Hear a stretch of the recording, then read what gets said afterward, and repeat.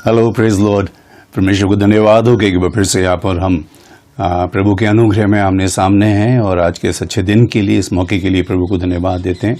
उसका सामर्थ्य हमारे बीच में रहे, उसकी पवित्र उपस्थिति हमारे दरमियान में हो, ताकि जो भी बात इस समय हम जानने या सीखने के लिए जा रहे हैं उसमें परमेश्वर का आत्मा हमारी मदद करे। ये एक अचानक ही मेरे मन में प्रभु की ओर से डाली गई बात है, जिसको मैं चाहता था कि आप सबके साथ बांटूं और शेयर करूं। वो यूं कि कल मुझे किसी कैंसर पेशेंट के लिए कुछ दवाइयाँ चाहिए थी और एक और हमारे साथ के डॉक्टर हैं, तो वो कहीं गए थे कुछ वो दवाइयाँ लेने के लिए, और जब वो वहाँ थे मैंने उनसे फ़ोन पे बात की तो उन्होंने बोला ठीक है डॉक्टर साहब, मैं ले आऊँगा वो दवाइयाँ। तो जब वो दवाई देने के लिए मेरे घर पर आए तो वो गेट के बाहर थे। मैंने हमेशा की तरह उनसे कहा आइए अंदर आइए, चाय वाय पीजिए। तो बोले नहीं भी डॉक्टर साहब, अभी तो सब कुछ ऐसे ही चल रहा है। जहाँ से लेकर आया वहाँ से भी पहले फ़ोन किया कि भाई आप उसको पैक कर रखना, और यही मैंने आपके लिए ऐसे अलग से पैकेट पैक कराया और आपको। तो मैंने गेट के ऊपर से ही वो सामान उनसे ले लिया, उनको पैसे दिए। तो जब ये सीन हो गया, वो चले गए, तो मैं जब अंदर आया तो अंदर आने के बाद मेरे मन में एक सवाल आया कि कितनी एक अजीब सी एक माहौल हो गया है हमारे आसपास और हमारे अपने लोगों के बीच में कि हम सब कुछ होते हुए भी उस बात में एक दूसरे के साथ कितना एक फासला लेकर के हमें चलना पड़ रहा है। और ये एक हर जगह अनाउंस हो रहा है कि अगर आपको बचना है, अगर आपको सेफ रहना है तो आप सोशल डिस्टेंसिंग कीजिए, एक दूसरे के साथ दूर रखिए, एक दूरी बना के रखिए। तो मैं इस बात को ऐसे सोच रहा था कि बाइबल कितना हमें इस बात के बारे में बताती और सिखाती है इस दूरी को बनाए रखने के लिए। और परमेश्वर को मैं धन्यवाद देता हूं कि परमेश्वर के आत्मा ने इस बात को मेरे मन में डाला, जिसको मैं चाहता था कि आप लोगों के साथ बांटूं। तो जो भी कुछ भी आज हम सीखेंगे उस बात को ध्यान से सुनिएगा, समझिएगा कि परमेश्वर ये जो कहते हैं ना कि कीप डिस्टेंस, तो ये कीप डिस्टेंस जो है या दूरी बनाए रखें, ये बाइबल हमें बहुत गहराई से सिखाती है। हम पुराने नियम से लेकर के देख लें कि परमेश्वर अपनी कौम को हमेशा इस बात को कहता था कि तुम उनके साथ इंडल्ज मत होना, उनके साथ इन्वॉल्व मत होना। आप जानते हैं कि जब बालाक ने बिलाम को बुलाया इजरायलियों को शाप देने के लिए, तो उसने मैंने आपको पहले भी बताया था, मेरे कुछ वीडियोस में आपने देखा था और कुछ ऑडियो में भी आपने सुना है कि वो मुंह खोल तो शाप देने के लिए रहा है, लेकिन उसके मुंह से आशीषें निकल रही हैं। और तब उसी ने इस बात को सजेस्ट किया बालाक को कि अपनी कुछ खूबसूरत जो लड़कियां हैं उनको इनके बीच में भेज, और जब वो उनके साथ एक रिश्ता बनाएंगे तो ये बात परमेश्वर की दृष्टि में बुरी रहेगी और तब परमेश्वर इनको दंड देगा। यानी कि वो जो एक डिस्टेंस परमेश्वर ने चाहा था कि बाकियों के बीच में और परमेश्वर के लोगों के बीच में रहे, वो मेंटेन नहीं कर पाए। और नए नियम तक आते आते आते आते आते कितनी बार हम इस बात को जानते हैं, समझते हैं, सीखते हैं। नए नियम में पौलुस भी कहता है कि अविश्वासियों के साथ असमान जुए में मत जुतो। और यहाँ बात अन्य जातियों की नहीं हो रही है, आप इस बात को ध्यान से समझिएगा। यहाँ बात विश्वासी और अविश्वासी वो भी हो सकता है जो प्रभु यीशु मसीह के साथ साथ चला। जब प्रभु मर्दों में से जी उठ करके आ गए तो वो कह रहा है कि जी जब तक मैं उसके पंजर में हाथ नहीं डाल लूंगा, जब तक मैं, है ना, तब तक मैं विश्वास नहीं करूंगा।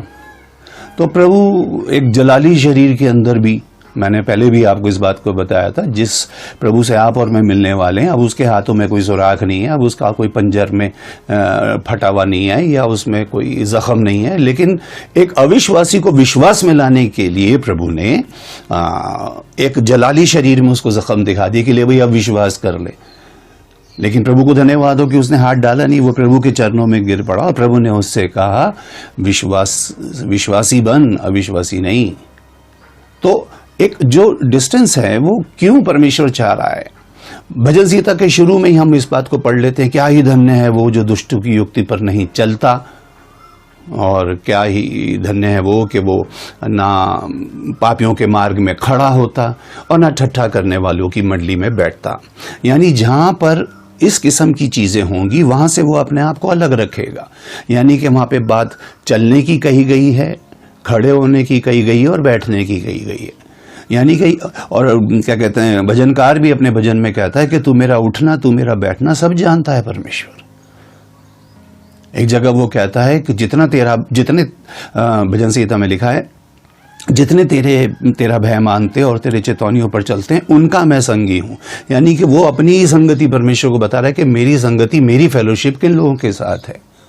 आज विश्वासियों को ये बात बहुत गहराई से समझने की जरूरत है कि उनकी फेलोशिप किन लोगों के साथ है, क्योंकि जो इस समय वातावरण चल रहा है वो हमें बता रहा है अगर एक बीमारी है, अगर एक वायरस है जिसकी वजह से तुम्हें एक दूसरे के साथ एक फासला मेंटेन करना है, तो एक ऐसा वायरस भी है और कुछ ऐसे वायरसेस हैं जो हमारे अंदर कब प्रवेश कर जाते हैं हमें पता ही नहीं चलता, जस्ट बिकॉज कि हम उन लोगों से एक दूरी बना के नहीं रख पाते, उन लोगों की बातों को। और लोग दुनिया में ऐसे हैं ब्रदर सिस्टर कि वो आपके अंदर अपने मन का जहर इंजेक्ट करेंगे, वो चाहेंगे कि जो उनके अंदर है वो आपके अंदर भी चला जाए। इसलिए हम इस बात को एक दुनियावी तौर पे अगर देखें तो सच्ची बात बहुत देर में, लेकिन बुरी बात बहुत जल्दी फैलती है। अगर किसी को किसी की कोई बुरी बात पता चल जाए वो तुरंत फोन भी करेगा, मैसेज भी करेगा, हो सका तो उसके घर पहुंच जाएगा बताने के लिए। वो बात भी यहां से शुरू करेगा, तुम्हें पता है क्या? वो कहेंगे जी हमें पता होता तो फिर आप काहे को आते, अब आप आए हो तो आप ही बताओ क्या हुआ, वो ऐसे हुआ, वो ऐसे हुआ, वो ऐसे हुआ। यानी जो बात आपको नहीं पता थी वो भी पता, और बताने का अंदाज भी कुछ ऐसा हुआ कि शायद आप, अगर मैं सोचता हूँ किसी एक व्यक्ति के बारे में आप किसी को इस तरह से डिस्क्राइब करें वो तो बहुत बेकार है, वो तो बड़ा ऐसा है, बड़ा वैसा, अभी आप मिले नहीं उससे, लेकिन ऑटोमेटिकली आपके अंदर उसकी एक ऐसी तस्वीर बन गई कि अब आप, अगर वो मिल भी जाएगा रूबरू तो शायद आप उसको उस तरह से ग्रहण नहीं करेंगे। क्यों? क्योंकि किसी ने आपके दिमाग के अंदर उस चीज को डाल दिया, किसी ने आपके दिमाग को भर दिया ऐसा। प्रभु यीशु मसीह के बारे में कितनी बातें चलती थी, कितनी, हम तो खैर एक छोटी सी बात भी, अगर अभी पिछले दिनों ऐसा हुआ, मैंने किसी को देखा कि उसने कोई वीडियो यूट्यूब के ऊपर डाला, और यूट्यूब के ऊपर आप जानते हैं जो लोग लाइक करते हैं उनके लिए थम्स अप हो जाता है, जो डिसलाइक करते हैं उन्होंने थम्स नीचे कर देते हैं। तो उसके वीडियो के ऊपर किसी ने एक थम डाउन कर दिया और उसके ऊपर वो इतना हाइपर हो गया और इतना वो कि ये लोग कौन है, इन्हें वचन की समझ नहीं है, इनको ये नहीं पता, इनको वो नहीं पता। ये अगर किसी ने एक बात डिसलाइक भी कर दी तो इससे क्या फर्क पड़ गया? नहीं समझ में आई होगी उसके, हो सकता है बात, तो अब उसके मतलब, क्योंकि लोग तो मतलब की बात ही समझते हैं, मतलब वाली बात कहाँ समझते हैं? जिस बात का मतलब होता है वो नहीं समझते, वो उस बात का मतलब समझते हैं जो उनके मतलब के अनुसार। तो अगर किसी ने डिसलाइक कर दिया, मेरे तो, मैं आपको बताऊं कितने लोग मेरे वीडियोस को देखते हैं, और बहुत, मैं सोचता हूं एक बहुत ही गिने चुने लोग हैं जो उसको लाइक करते होंगे। अगर लाइक करते भी होंगे, मेरा मतलब लाइक करते का मतलब है कि वो लाइक का बटन दबाते होंगे। लेकिन मैं कभी किसी से बस इतना कहता हूं कि अगर आपको पसंद आया, आप सब मेरे वीडियोस को देखते हैं और आपने देखा है कि मैं उसमें हमेशा एक लाइन डालता हूं, अगर आपको पसंद आया तो आप इसे शेयर करें। मैं ये नहीं कहता कि इसको लाइक करें या इसके ऊपर कमेंट करें या ये करें, उससे कोई फर्क नहीं पड़ता। क्यों? क्योंकि हो सकता है कई लोग उसमें ऐसे भी कमेंट डाल देते हैं तो वो चीज़ जो बाकी लोगों के दिमाग के अंदर नहीं है वो ज़बरदस्ती इंजेक्ट हो जाती है। ये एक वायरस है और इन वायरस से आपको और मुझे दूर रहना बहुत ज़रूरी है। ये वायरस आज क्यों बता रहे हैं कि एक दूसरे पे भरोसा, यानी कि जो एक परिवार के लोग हैं, एक संगति के लोग हैं, वो एक दूसरे के पर भरोसा नहीं कर पा रहे। और ये पक्की बात है कि परमेश्वर का वचन इसे हमें बहुत तरीके से बताता है और सिखाता है, कहता है उनसे दूर रहो, उनसे अलग रहो। तुम्हें अलग रहोगे नहीं तो वो सब चीजें वो तुम्हारे अंदर डाल देंगे। और ये वायरस दिखता कहाँ है? नजर थोड़ी आता है, वो तो जब प्रकट होता है, उसके जब सिम्टम्स नजर आते हैं तब समझ में आता है कि आपके अंदर किसी के लिए कितना बैर ऑटोमेटिकली किसी ने डाल दिया, आपका पर्सपेक्टिव चेंज कर दिया, आपका नजरिया बदल दिया किसी व्यक्ति के प्रति। तो आपने खुद तो जज किया ही नहीं उसको। आज कितने ऐसे लोग हैं कि जो कभी 5 मिनट नहीं बैठे मेरे साथ, कभी उन्होंने मेरा कोई वचन नहीं सुना, कभी मेरे साथ संगति नहीं करी, बस किसी ने उनसे कहा कि वो व्यक्ति ऐसा, और उन्होंने मान लिया और उन्होंने अपनी धारणा बना ली उस व्यक्ति के लिए।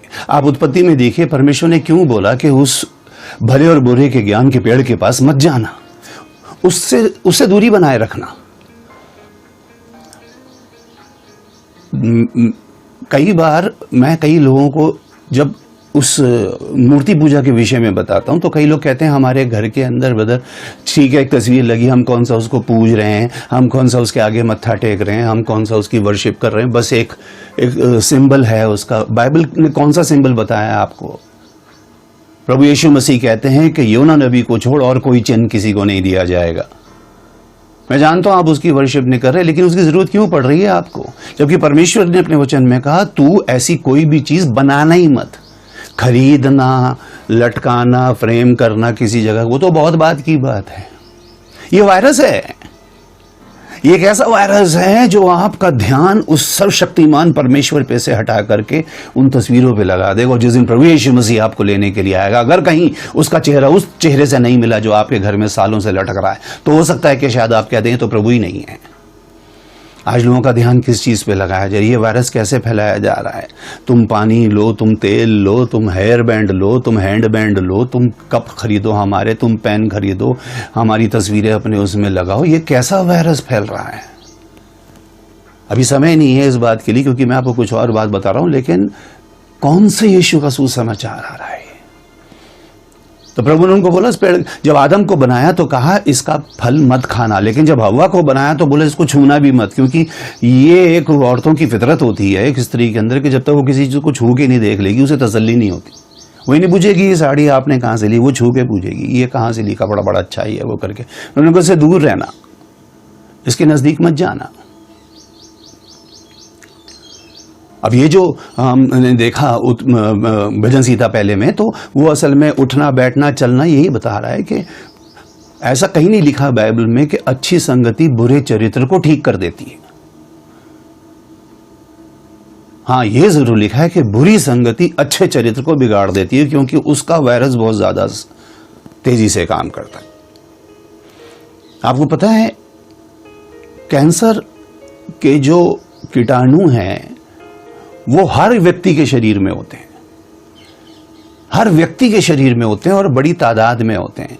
लेकिन जो दूसरी चीजें आप इस्तेमाल करते हैं वो उसकी उस ताकत को या उसकी उस चीज को कम कर देती है। लेकिन जिस दिन वो ठान लेते हैं कि हमें इकट्ठे होकर इस पार्ट के ऊपर अटैक करना है, वो जब मिल जाते हैं, ऐसी बहुत से लोग, जब बुरी संगति मिल जाती है वो अच्छे चरित्र को इस तरह से बिगाड़ देगी कि जब वो बिगड़ चुका होगा ना, तब उसको समझ में आएगा कि ओहो, सिम्टम्स थोड़े एकदम। अब तो लोग कह रहे हैं ये जो नया वायरस, ये जो वायरस आया है, इसके तो सिम्टम्स भी नहीं दिख रहे अब तो सीधा सीधा बस। और परमेश्वर कह रहा है क्यों?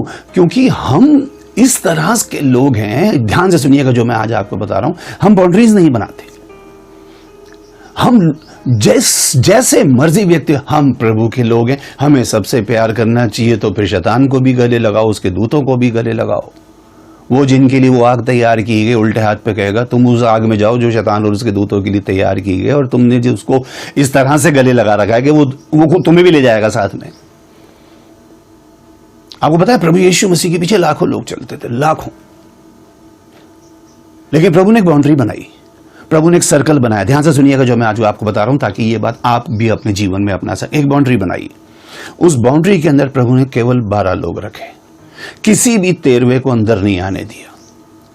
उसने वो जगह दी नहीं किसी को। मैंने पिछले कुछ वीडियोस में आपको बताया था कि मती भी महसूल लेने वाला था, जकई भी महसूल लेने वाला था, और जितनी मैं सोचता हूं अच्छी पार्टी और जितना प्रभु की आवभगत जकई ने की होगी, मती ने पता नहीं शायद कभी की भी होगी या नहीं की होगी, लेकिन जो अनुग्रह परमेश्वर ने मती को दिया वो जकई को नहीं दिया।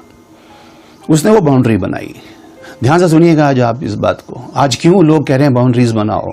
आप शॉप्स पे जा रहे हैं, उन्होंने बाउंड्री बना रखी, दूर रहो दूर रहो दूर रहो। समझो इस बात को, ठीक है? सब उसके फॉलोअर्स हैं, उसके पीछे जा रहे हैं। कोई रोटी के लिए जा रहा है, कोई बोटी के लिए जा रहा है, कोई चंगाई के लिए जा रहा है, कोई अपनी वो दुनिया तो लगी पड़ी है प्रभु यीशु। और आज लोग प्रभु को प्रेजेंट भी ऐसी कर रहे हैं, एक टैबलेट की तरह बिक रहा है यीशु मसीह। क्या प्रॉब्लम है? ये खा लो। क्या प्रॉब्लम है? ये खा लो, जाओ। यीशु मसीह सब कुछ ठीक कर देगा। जो कोई नहीं कर रहा वो हमारा प्रभु कर देगा। और उसके बाद से काम करना, हमारे प्रभु के पीछे पीछे चलना। प्रभु के पीछे वो पता नहीं किधर को जाएगा। जो प्रभु के साथ चले वही प्रभु के पीछे नहीं चल पाए।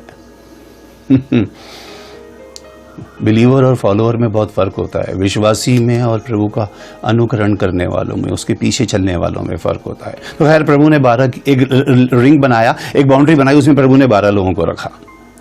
अब उन 12 लोगों को प्रभु ने सब कुछ बताया, उनको सिखाया सब कुछ। लेकिन आप ध्यान से समझना कि प्रभु ने उन 12 के अंदर भी एक बाउंड्री बनाई। वो आउटर सर्कल था, फिर प्रभु ने एक इनर सर्कल बनाया। ये परमेश्वर का एक बड़ा नियम है। जैसे उसने हैकल में बनाया था ना कि बाहरी आंगन था, फिर एक पवित्र स्थान था, फिर एक परम पवित्र स्थान था, वो थोड़ा और अंदर, और देखना चाहता है कि आपकी एक्सेस कहाँ तक है, आप कहाँ तक आना चाहते हो प्रभु के पास। तो प्रभु ने उससे में एक बाउंड्री बनाई, उसके अंदर एक और बाउंड्री बनाई, और प्रभु ने उसके अंदर 3 लोगों को अंदर रखा, 9 को रखा बाहर। और उन 3 के नाम आप जानते हैं। तो जब भी हम कहीं प्रभु को स्पेशल जगह देखते हैं, पहाड़ पे जा रहा है उसका रूपांतर हो गया, या जहां कहीं मुख्य जगहों पे हम देख रहे हैं, इन 3 लोगों को हम प्रभु के साथ देख रहे हैं। यहां तक कि आखिरी प्रार्थना में भी बाकियों को बोला तुम पीछे रहना और इन 3 को थोड़ा सा आगे। लेकिन एक बाउंड्री थी प्रभु ने जो उसके अंदर बनाई, इनर मोस्ट सर्कल। ये लाइफ में बहुत जरूरी है बनाना। और वहां पर प्रभु ने केवल एक व्यक्ति को रखा, जिसके लिए हम पिछले वीडियो में भी सीख रहे थे, जिससे प्रभु प्रेम रखता था। उस व्यक्ति को रखा प्रभु ने। तो एक बाहरी सर्कल है कि लाखों आदमी बाहर हैं, 12 उसके अंदर। अब 12 के अंदर भी एक सर्कल है, 3 उसके अंदर, अब 3 के अंदर भी एक सर्कल है। हम ऐसा करते ही नहीं है। हम तो जहां का भी वायरस है आ जाओ, डाल जाओ हमारे अंदर। हम तो एक ऐसे डस्टबिन है, कुछ भी डाल जाओ हमारे अंदर। हम ना उसको फिल्टर करते, हम ना ये सोचते कि देखिए, इस बात को ध्यान से समझिएगा, और खासतौर पे ये जवान लोगों को मैं बता रहा हूँ, आज के दौर में भी विशेषकर, आप कहाँ पढ़ते हैं, कौन से कॉलेज, कौन से इंस्टीट्यूट, इससे मुझे कोई लेना देना नहीं, आप कौन सी कलीसिया में जाते हैं, लेकिन हाँ, ये बाउंड्री आपको अपनी लाइफ में बनानी बहुत जरूरी है। कुछ दोस्त ऐसे होते हैं, उनको आपको बस घर के बाहर तक रखना है, वो बाउंड्री है आपके। जो भी बात करनी है, बाहर जाओ, बाहर मिलो, बाहर, बस यहीं तक का रिश्ता है वो। फिर उसके बाद हो सकता है कुछ दोस्त आपके ड्राइंग रूम तक आ जाते हैं, और ड्राइंग रूम तक जब वो आ जाते हैं, वो एक अंदर का सर्कल है, आते हैं, बैठते हैं, खाते पीते चले जाते। लेकिन कई बार ऐसा होता है कि कोई ऐसा दोस्त होता है, आप कहीं लेटे होते हैं अपने बेडरूम में, और वो आता है, आप कहते हैं इधर ही, अंदर ही आ जा। कई लोग ऐसे होते हैं, आप अपने बेडरूम में बुला लेते हो उनको, और ये बात हर किसी के ऊपर लागू है। आप कहते हैं आओ देर ही आ जाओ, फिर जो आपके बेडरूम में पहुंच जाएगा ना, फिर उसके बाद जब कभी आप घर पे लौट के आएंगे शाम को, तो आपसे पहले वो लेटा हुआ होगा उस बेड पे। वो कहेगा अरे आ गया भाई, तू आ गया तब दोस्त मेरे, एक काम कर जरा चाय बना। आपने वो डिस्टेंस नहीं रखा, आपको समझ में नहीं आया किस आदमी को, और उसके बाद कितनी कॉन्सिक्वेंसेस लोगों को झेलने पड़ते हैं, वो अखबार आपको बता देगा। लोग कुछ और रिश्ते कायम करके आते हैं और कोई और रिश्ता कायम करके चल जाते हैं। बोले ये तो मेरा मुंह बोला भाई है। मुंह बोला मतलब मुंह से ही बोला हुआ है बस, बाकी अब घर में अंदर आने की एक्सेस कैसे मिलेगी। तो बोले इन्होंने ना मुझे बहन बना रखा है, मैंने ना इनको भाई बना रखा है। क्या हो तुम? तुम्हारे अपने खुद के भाइयों का पता नहीं, अपनी बहनों को तुम कितनी बुरी तरह से ट्रीट करते हो, दूसरों के भाइयों को, दूसरे की बहनों को, क्योंकि आपने बाउंड्री नहीं बनाई ना। फिर पता लगा वो बहन बहन करके आता था, वही लेके चला गया उसको अपने साथ, अब उस शादी करके कहीं और रह रहा है। ये तो हालत हो रही है हमारी, और ये बाउंड्री बनाना आपकी जिम्मेदारी है। ध्यान से सुनिएगा, ये डिस्टेंसिंग बाइबल सिखा रही है हमें।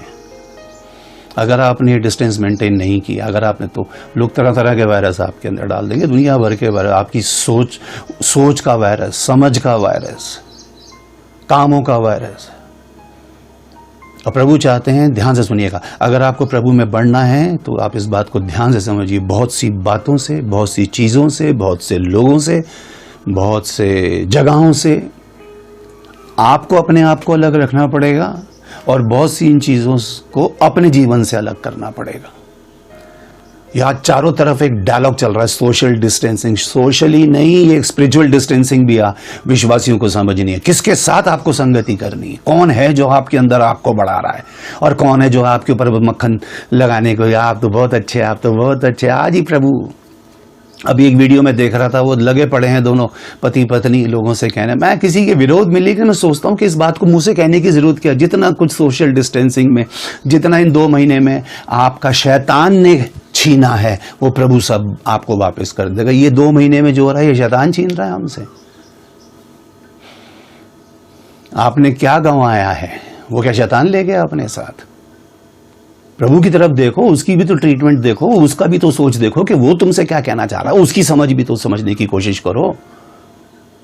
बचपन से गीत गाते हैं हम, परम पिता की हम स्तुति गाएं, उसमें एक अंतरा आता है कि घोंसले को बार बार तोड़कर उसने चाह के सीखे हम उड़ना उससे। तो घोंसले को तोड़ कौन रहा है बार बार? शैतान तोड़ रहा है। खुद ही अपने मुंह से गा रहे हो, घोंसले को बार बार तोड़कर उसने, किसने? परमेश्वर ने। चाह के सीखे हम उड़ना। आपको पता है चिड़िया कभी अपने बच्चों को घोंसला बनाना नहीं सिखाती, नेवर। वो सिर्फ उनको उड़ना सिखाती है। आज लोग कह रहे घोंसला हमने बना लिया, आप इधर आ जाओ। और हम हैं, ये वायरस है, और ये कहीं ना कहीं इतनी बुरी तरह से पनपेगा अंदर कि प्रभु कहां पीछे छूट जाएगा आपको पता ही नहीं। और लिखा है कि ऐसा भी मार्ग है जो मनुष्य को ठीक जान पड़ता है, लेकिन उसके अंत में जो आदमी पहली बार किसी गलत चीज को अपने शरीर में डालता है ना, वो एकदम से बुरी नहीं लगती। जब उसका रिजल्ट आता है ना बाद में, जब पता लगा तो कैंसर बन गया, ये तो ये बन गया, तो वो बन गया, अब तो जान पे आ गया, तो डॉक्टर, तब समझ में आता है उसको कि ये वायरस कैसे गया अंदर। आपने वचन में पढ़ा होगा कि इब्राहिम और लूत साथ साथ रहते थे, लेकिन ये अब मुख्य बात है, आप इस बात को समझना। लिखा है जब लूत इब्राहिम से अलग हो गया, जब लूत उससे अलग हुआ, तब परमेश्वर ने इब्राहिम को खड़ा करके कहा, देख आगे पीछे ऊपर नीचे दाएं बाएं जितनी जमीन तुझे नजर आती वो सब की सब मैं तुझे और तेरे वंश को दे दूं। उस लूत का चाहे वो कितना भी करीबी था, उसका दूर होना बहुत जरूरी था, और लूत खुश है उसमें। आज लोग, अगर मैं सच में रहा हूं, आप मुझे ये बताना, आप सोचो जरा लिस्ट बनाना उन लोगों की जो सुबह से शाम में 24 घंटे में कितनी बार आपको फोन करके आपका हाल पूछते हैं। अपने रिश्तेदारों की, अपने दोस्तों की, जिनके लिए आपने बाउंड्री नहीं बनाई, आपने तो उनको सब कुछ लुटाया, आपने उन पे सब कुछ गंवा दिया। जहां वो खड़े थे वहां आप खड़े थे, हर पल में आप उनके लिए तैयार थे, उनकी हर जरूरत के समय आप वहां पे थे, लेकिन क्या वो आपका हाल पूछा? मैं कह रहा हूं जब लूत खुश है अलग जाकर के, अगर वो अलग जाके खुश है तो इब्राहिम तू भी खुश रहे। जब लूत इब्राहिम के बिना रह सकता है तो क्या इब्राहिम लूत के बिना नहीं रह सकता? आपको क्या जरूरत है उस चीज के पीछे जाने की? और वो एक ऐसी खतरनाक चीज है, वो आपके अंदर तक चली जाएगी।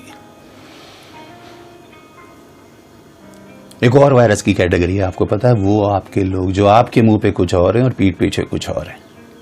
वो आपके मुंह पे आपके और दूसरे के मुंह पे उसके। और याद रखिएगा, जो किसी और की बुराई आपसे कर रहा है, उसका मुंह ही बुराई के लिए खुल रहा था, समझो वायरस छोड़ रहा है वो आपके पास। उसको बोलना रुक जा भाई। आज आप सब अपने घरों में प्रार्थना कर रहे हो ना, और शायद अंदर कहीं एक ख्याल आता होगा, अंदर कहीं ये हौसला आता होगा, ये हियाव आता होगा, या कहीं ये है ना आपके मन में एक बात आई होगी, ये प्रभु का घर है, this is the house of prayer. ये प्रभु का घर है, यहाँ प्रार्थना होती है, आराधना होती है, स्तुति होती है।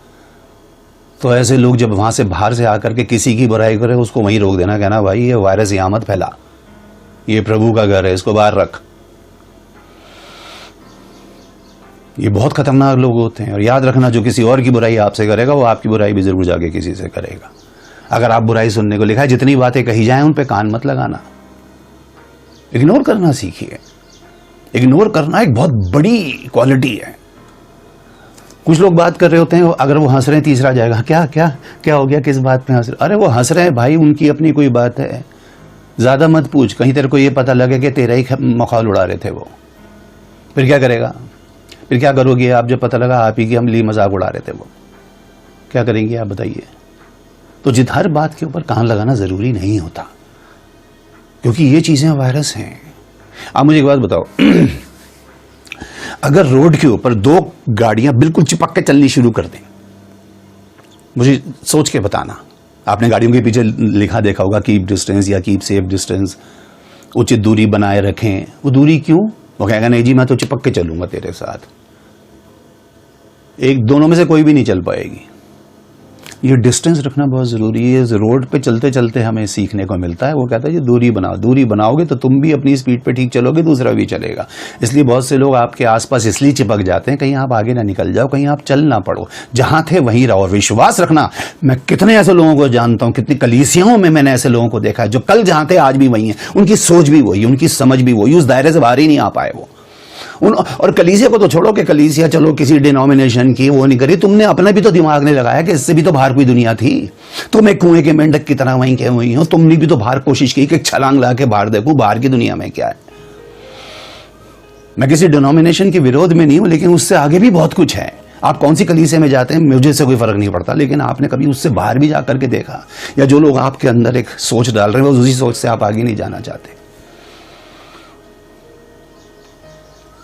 हम बचपन में जिस कलीसिया में जाते थे वहां उनको हमें बताया जाता था, अरे जो बिलीवर होते हैं वो तो सुबह शाम हालेलुया हालेलुया चिल्लाते रहते हैं, वो जो है वो ऐसे करते रहते हैं, वो जो ये करते हैं। तो हमारे दिमाग में आया कि सारे बुरे हम ही अच्छे हैं बस। और अब जाके पता चला कि हर डिनोमिनेशन के अंदर कोई ना कोई तो एक ऐसी अच्छी बात है जो आप सीख जाओगे तो मैं सोचता हूं प्रभु में एक लंबी छलांग आप लगाओगे। कोशिश तो करके देखो, आप उससे बाहर तो आ करके देखो। आपने कभी आम के बाग में आप गए होंगे, तो अगर आप आम के बाग में जाएं तो आम के बाग में जो 2 पेड़ होते हैं ना, वो उनको बड़े फासले पे लगाया जाता है, क्योंकि अगर उनको चिपका के लगा दिया ना तो ना वो बढ़ पाएगा ना वो बढ़ पाएगा, उन्हें पनपने की, उन्हें फैलने की जगह ही नहीं मिलेगी। आज की मॉडर्न लैंग्वेज उसको बोलते हैं, उन्हें स्पेस नहीं मिलेगी। लोग कहते हैं बच्चों को स्पेस दो, वाइफ को स्पेस दो, हस्बैंड को स्पेस दो। आज सबको स्पेस चाहिए अपनी अपनी। छोटे छोटे बच्चों को अपने अलग कमरे चाहिए। उस स्पेस में क्या हो रहा है वो मुझे आपको समझाने की जरूरत नहीं है। आप कह रहे हैं आप कहीं क्यों नहीं जा रहे, बोले जी बच्चे का पेपर है। तो बच्चे के पेपर में आप क्या कर रहे हो बैठ करके? आप पढ़ा रहे हो बैठ करके उसको? बोले नहीं वो अब ऐसे, अब वो भी अपनी किताब खोल के किताब के अंदर मोबाइल रख के क्या देख रहा है, आपको क्या समझ में आ रहा है? वो तो रिजल्ट बताएगा ना।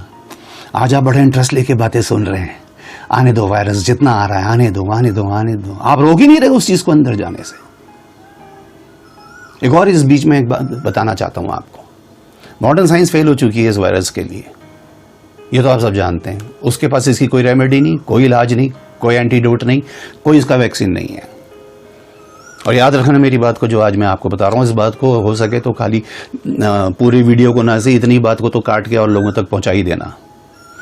इस बीमारी से केवल और केवल और केवल वो व्यक्ति बच पाएगा जिसकी अपना इम्यून सिस्टम स्ट्रांग होगा, जिसकी इम्यूनिटी तगड़ी होगी। और कोई तरीका आपको नहीं बचा सकता। आपको इलाज नहीं ढूंढना कि फौज के ऊपर गोली कैसे चलाऊं। अपनी शहर पनाह को मजबूत बनाइए, अपनी बाउंड्रीज को मजबूत कीजिए, अपने इम्यून सिस्टम को स्ट्रांग बनाने की कोशिश कीजिए। आपको इसको मजबूत रखना। अगर ये मजबूत हो गया तो फिर तो कुछ नहीं आ सकता। कोई भी वायरस आपके अंदर नहीं। परमेश्वर ने अपना आत्मा क्यों दिया? लिखा भय का आत्मा नहीं दिया, वो आ जाएगा। लिखा जब वो आ जाएगा तब तुम सामर्थ पाओगे हर उस चीज से लड़ने की। हिम्मत ही नहीं होगी किसी की आपके अंदर आ जाए। मैं कह रहा हूं जिस समय आप परमेश्वर के लोग के अंदर से परमेश्वर का आत्मा, उसके गुण प्रकट होते हैं ना, आप किसी कमरे में जाना, आधे लोग तो वैसे ही कमरे से उठ के चल देते हैं। वो आपकी मौजूदगी ही नहीं झेल पाएंगे। उस रोशनी का सामना अंधकार नहीं कर सकता।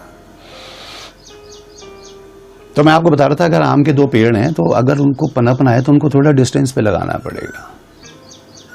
लेकिन साथ ही साथ आप बांस के पेड़ देखो वो कैसे लगाए जाते हैं, बिल्कुल एक के साथ एक मिलके चल रहे हैं, ऊंचे पे जा रहे हैं। और जिस दिन उनकी रगड़ लगती है ना आपस में,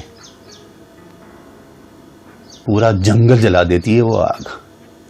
और वो उनके आपस में रगड़ खाने से ही आग पैदा होती है। आज यही तो हो रहा है। ये रगड़ जला के रख दे रही है हमें भी, घरों को, परिवारों को, कलीसियाओं को, मंडली को, समाज को। तो कोई किसी को, वो अपने से ऊंचा समझ ही नहीं रहा किसी को। अरे आपको उस दूरी को समझना बहुत जरूरी है। मैंने आपसे कहा कुछ चीजों से आपको दूर रहना है और कुछ चीजों को अपने से दूर रखना है। प्रभु कह रहे हैं इसको अलग करो, इससे अलग रहो। हर किसी को गले लगा लोगे, हर किसी को अंदर बिठा लोगे, हर बात को कान लगा लोगे, फिल्टर लगाओ इन कानों के। मुझे नहीं सुनने का मतलब है नहीं सुनना। मैं कई बार कितना ट्रैवल करता हूं और कई बार जब हम जाते हैं तो बसों में ड्राइवर लोग पता है दुनिया भर के गाने लगा देते हैं। अब हम जब नीचे उतरते हैं कोई हमसे पूछे भैया वो वाला गाना कैसा था, वो भजन कैसा था, वो कैसे थी, कौन सा कि वो जो बज रहा था, मैंने थोड़ी ध्यान दिया उस पर। मुझे तो याद भी नहीं कि उसने कौन सा गाना बजाया था। वो फिल्टर ही इतना तगड़ा, वो उसको जाने नहीं देता अंदर। जब आप फिजूल की बातें करना छोड़ देंगे, आप फिजूल को हा हा ही, जब आप ठट्ठा करने वालों की मंडली से उठ के चल देंगे, जहां वो बात हुई आप कहेंगे भाई आप करो मैं चला। बोले क्या हुआ? बोले कुछ नहीं। आपको बुरा नहीं है ना, बस वो अंदर ना चला जाए कहीं, ये आपको कोशिश करनी है। सोच के देखना, अगर ये एक सुराग भी नाव में आ गया ना, डुबो के रख देगा। और ये वायरस नजर नहीं आते, ये अपनों के रूप में आते हैं। आज भाई भाई पे भरोसा नहीं कर रहा, रिश्तेदार लोगों के घर नहीं जा रहे, ना आप किसी घर जा रहे होंगे, ना कोई आपके घर आ रहा होगा।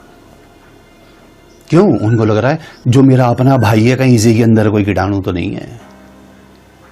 वो सोच रहा है कहीं आपके अंदर तो नहीं है, एक दूसरे के प्रति। तो ये तो बहुत अच्छी बात है जिसने हमें समझा दिया हम सबके अंदर कीटाणु है। या तो वो अपना छोड़ जाएगा या आप अपना डाल दोगे उसके अंदर, दो में से एक ही बात होगी। और आपको जो परमेश्वर ने दिया है वो तो ऐसा है, उसकी इम्यून सिस्टम को इतना बढ़ा देगा। ये काम करो कि कोई वायरस उसके जीवन में काम ना कर पाए। कोई दूसरा, आप उसके जीवन में एक ऐसी शहरपना बनाओ कि उसको ये लगे, और वो शहरपना उसे खुद बनानी पड़ेगी। आप तो मदद करोगे, बस आप तो डायरेक्शन दोगे। हम प्रचारकों का क्या काम है? हम किसी के जीवन को बदल सकते हैं? कभी भी नहीं। हम तो तरीका बता सकते हैं कि जी आप ऐसे करो, बस। करना आपकी मर्जी है, करो ना करो वो भी आपकी मर्जी है। तो सोचिए, प्रभु हमसे कह रहा है लोगों से दूरी बना के रखो, हर किसी को गले मत लगा लेना, हर किसी को अपने अंदर मत उतार लेना, हर किसी की बातों को मत आने देना अंदर। ये फिल्टर आपकी लाइफ के अंदर लगना बहुत जरूरी है। और हम देखते हैं और इस बात को समझने की कोशिश की, दुष्ट जो है ना उसका सिर्फ एक ही मकसद है, किसी भी सूरत से अच्छे खासे, मैं कह रहा हूं सीधे सीधे चलते हुए लोग सेवकाई से पता नहीं कहां मुड़ जाते हैं, प्रभु के पीछे चलते चलते पता नहीं कहां किसके पीछे चलना शुरू कर देते हैं। वो पौलुस भी कह रहा तुम तो ठीक ठाक चल रहे थे, तुम्हें किसने बहका दिया, तुम किधर को मुड़ गए। क्योंकि दुष्ट हमेशा यही चाहेगा कि आपके अंदर लोभ, लालच या किसी के प्रति कोई ना कोई बात ऐसी डाल दे कि आप गए तो बड़े अच्छे मूड से थे आराधना में, जब लौटे तो आपके दिमाग में कहीं और ही था, कहीं और ही है। और हो सकता है जाते जाते ही वो आपके घर से निकलने से पहले पहले ही, कई लोग ऐसे होते हैं सुबह बड़े अच्छे से तैयार होते हैं, लेकिन इससे पहले कि वो आराधना में जाने के लिए घर छोड़े, घर का माहौल ही बिगड़ जाता है, घर का माहौल बिगड़ जाता है। अब किस मूड से जा रहे हैं वहां पर कलीसिया में, बैठे वहां हैं, दिमाग कहीं और है। उसकी चाहत थी कि आज बड़ी बड़ी मंडलियों में लोगों के, प्रचारकों के जीवन के अंदर उसने इस बात को डाल दी। बस लालच है, लोभ है, हर तरह की किसी तरह से बस कमाई हो, ये हो वो हो, प्रशंसा हो, मेरी तारीफ हो, मेरे इतने फॉलोअर बन जाए, इतने मेरे कलीसिया में लोग आ जाए। वो चाहता है कि बस किसी भी सूरत से आपको प्रभु की उपस्थिति से अलग कर दे, उस अदन की वाटिका से प्रभु से कुछ, आपसे कुछ ऐसा करवाए कि प्रभु, आदम खुद नहीं गया था अदन की वाटिका, प्रभु ने निकाला था उसे बाहर। बस प्रभु आपसे एक बार कह दे बस चला जा मेरी सम्मुख से। उसके अंदर अभी थोड़ी देर पहले जो प्रभु की महिमा कर रहा था, कह रहा है, प्रभु से कह रहा है तू तो जीवते परमेश्वर का पुत्र मसीह है। प्रभु ने कहा शाबाश शाबाश पतरस, योना के पुत्र, शमौन योना के पुत्र, ये बात तुझ पे लहू और मांस नहीं परंतु मेरे पिता ने जो स्वर्ग में प्रकट की। और थोड़ी देर में जब प्रभु ने कहा जी अच्छा जी मैं तो जाऊंगा मरने, लिखा है वो अलग गया, प्रभु को झिड़कने लगा। और तब प्रभु ने उसको बोला, आ गया ना वायरस अंदर। समझने की जरूरत है कौन कौन सा वायरस डाल रहा है।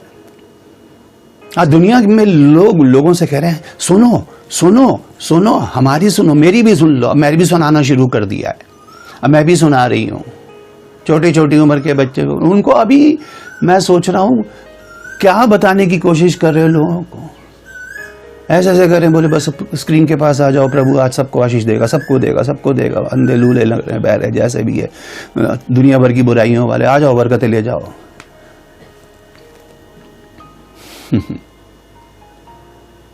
लिखा है इब्रानियों में, सबसे मेल मिलाप रखने और उस पवित्रता के खोजी बनो जिसके बिना कोई परमेश्वर को कभी नहीं देखेगा।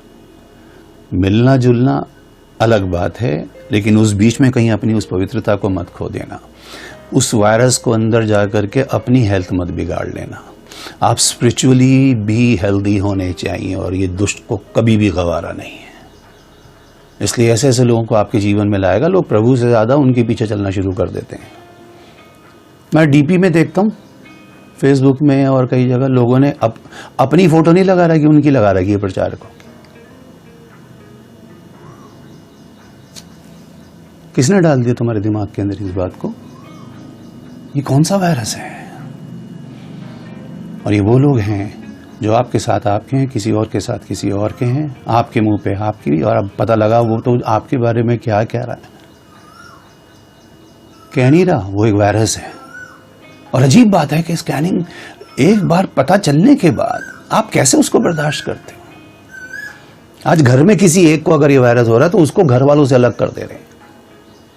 सोच के देखो कितनी नजदीक से प्रभु अलग कर दे रहा है। आप कह रहे नहीं नहीं ये तो भाई है, ये तो विश्वासी है, ये तो ये, इसके साथ ऐसा नहीं करना। वो अपना वायरस तुम्हारे अंदर अंदर तक डाल देगा, और इतना तो इन्फेक्टेड वो नहीं, इतने तुम हो जाओगे, क्योंकि तुम तो 10 तरह के अंदर लेने के लिए तैयार बैठे हो। बाइबल बताती है मरकुस में, हमको एक आदमी 6000 दुष्ट आत्माएं लेकर के बैठा था। 6000 कैपेसिटी देखो उसकी,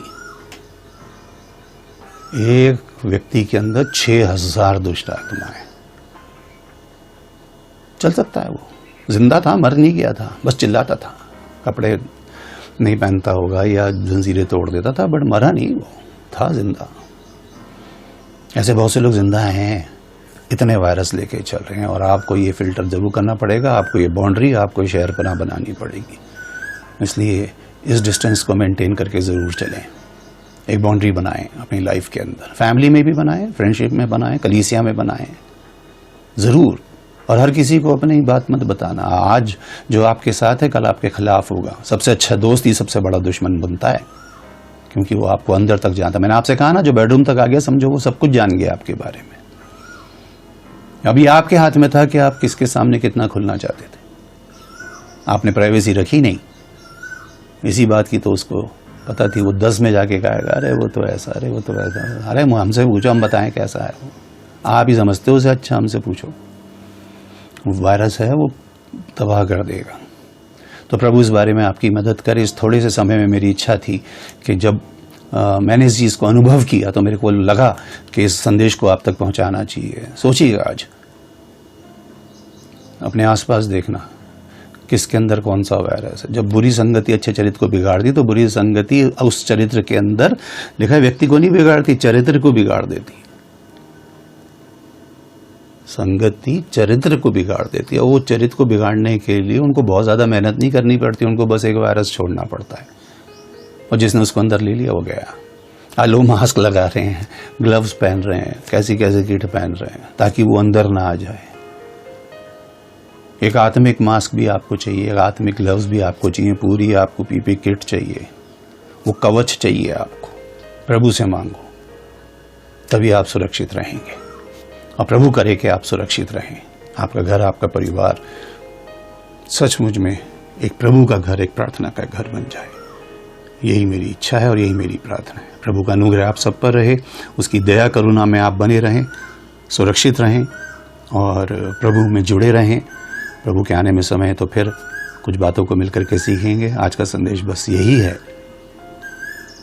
कि दूरी बनाए रखें सभी के साथ, अलग अलग बाउंड्रीज में। कुछ बाहर होंगे, कुछ अंदर होंगे, 9 में होंगे, कुछ 3 में होंगे और कोई 1 में होगा।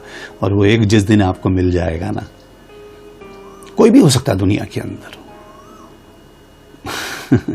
उसके लिए लिखा है पृथ्वी पर यदि 2 जन भी एक मन के होंगे तो जो चाहेंगे मेरे स्वर्गीय पिता की ओर से उनके लिए हो जाएगा। बस वो ही चाहिए बस अब आपको। खैर, इस बात को फिर कभी और गहराई में हम जानेंगे, सीखेंगे। आज के लिए प्रभु में बस इतना ही बहुत है। प्रभु की आशीष आप पर रहे, उसका अनुग्रह आप पर रहे। आप सब प्रभु में सुरक्षित रहें। धन्यवाद। Thank you so much.